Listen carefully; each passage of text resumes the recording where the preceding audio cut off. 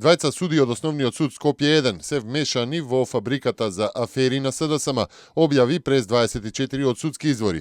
Според нив поднесена е кривична пријава против двајца судии под сомнение за злоупотреба на службената положба и овластување, односно дека судиите се товарат во два наврати во текот на 2012 и 2014 година за непревземање на дејства и му овозможиле на првоосомничениот Захир Бекири Викан Чауш да го одложи издржувањето на затворската казна, и тоа во два случаи.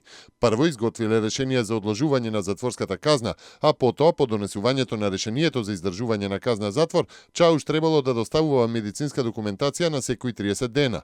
Иако Бекири не го правил тоа, судиите не го отповикале решението.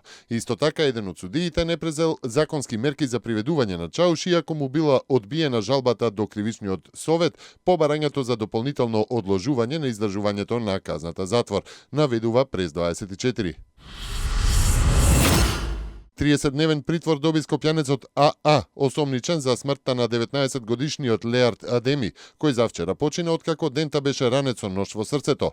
Во Основниот суд Скопје 1 Скопје вчера вечер било спроведено лицето АА, осомничен за делото тешка телесна повреда со смртни последици, со предлог од Скопското јавно обвинителство за определување мерка притвор. Судија на претходна постапка донесе одлука да го прифати предлогот и определи мерка 30-дневен притвор, информираат од Скопскиот кривичен суд. Убиеното момче е син на спортски новинар во македонската радиотелевизија Сами Адеми.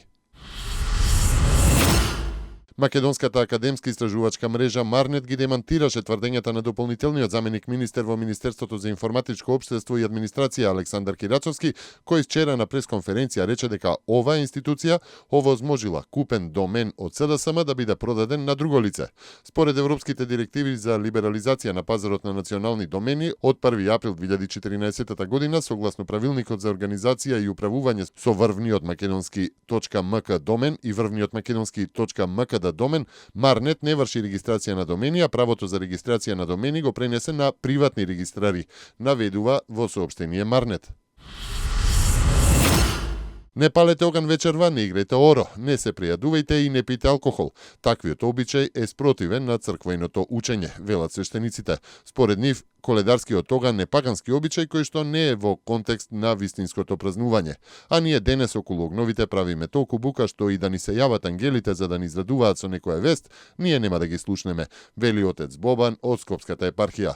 Тој потсетува дека целото тоа слави околу огновите се случува за време на строг пост, а ние за време на тој строг пост преку паганскиот обичај пуштаме музика, играме оро, се пријадуваме, пиеме алкохол. Отецот од Скопската епархија запрашува зошто не направиме поголемо хумано дело, давајќи ги дрвата на сиромашните, наместо да ги трошиме за пагански обичаи.